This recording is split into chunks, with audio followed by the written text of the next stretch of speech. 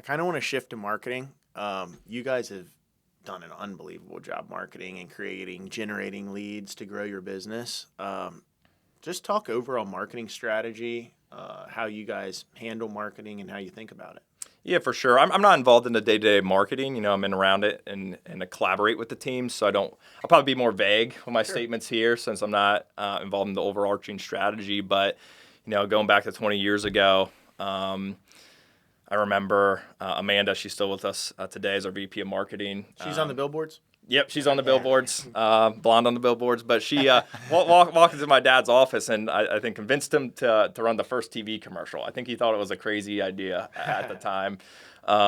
And we spent a lot of money in broadcast, whether it's TV, radio, billboards as well over the last 20 years, and that really paid dividends. Now it's starting to shift a little bit. We still do a lot of broadcasts, but, cable TV is dying, obviously. We shift to some streaming services or YouTube.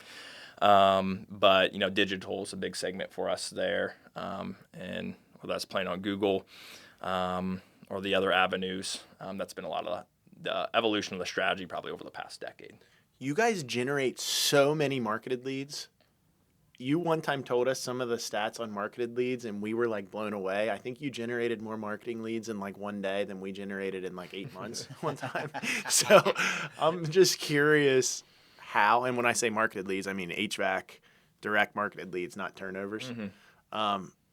What's that like? Talk about strategy around your sales team. Who runs marketed leads? Do you do TGLs, mm-hmm. tech generated leads, selling techs? Where are you at there? Mm-hmm. Yeah.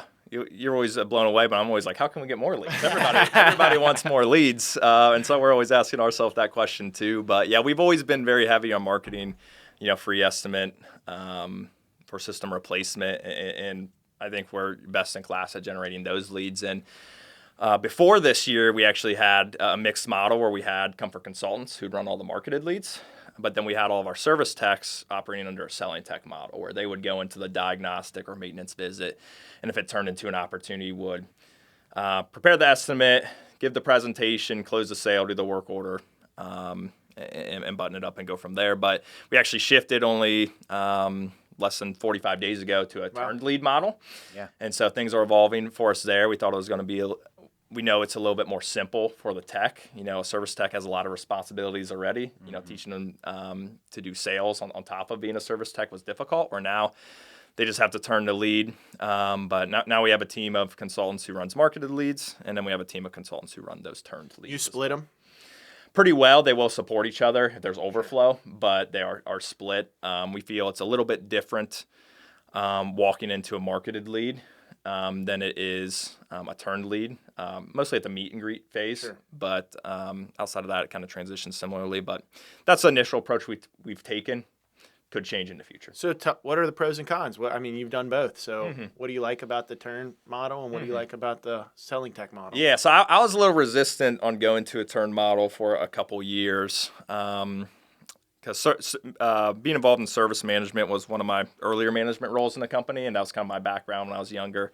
During the summers, being out in the field riding along with techs, that I like giving them the opportunity to sell. Mm-hmm. And at one point, we were closing at 50% from a selling tech model, which was pretty good for selling tech, but it dipped down to 38 to 40%, and we knew we were leaving some money on the table, and we also had some reviews at times where, customer maybe wasn't fully educated. They'd call back in our office, request a consultant. And it's just because techs have a tough schedule. They got to get to a lot of customers. They got a lot of things to balance. And sometimes they kind of rush that process of that presentation with the customer. And so we felt, one, we could capitalize more with the lead turn model and increase our revenue.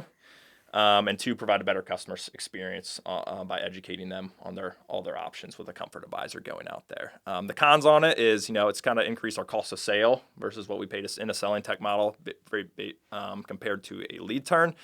However, we think from the volume of additional jobs we can sell, it's going to be advantageous from a revenue and profit perspective. So how are you paying your service techs now when they flip a lead? Mm-hmm. How's that work? So they're compensated not for flipping the lead, but if they flip the lead and it sells. They get a set percent when it flips and sells.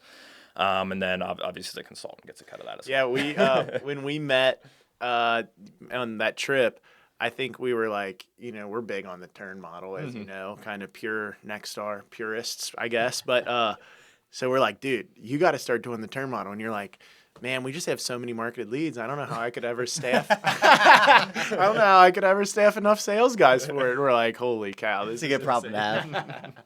So have you been able to staff enough sales guys for that? Oh yeah, for sure. We hired some additional. There were some techs who were selling techs in the past who were very proficient in their craft, and they've kind of moved into some of those comfort advisor roles as well. So we're already fully staffed, ready to go for the model.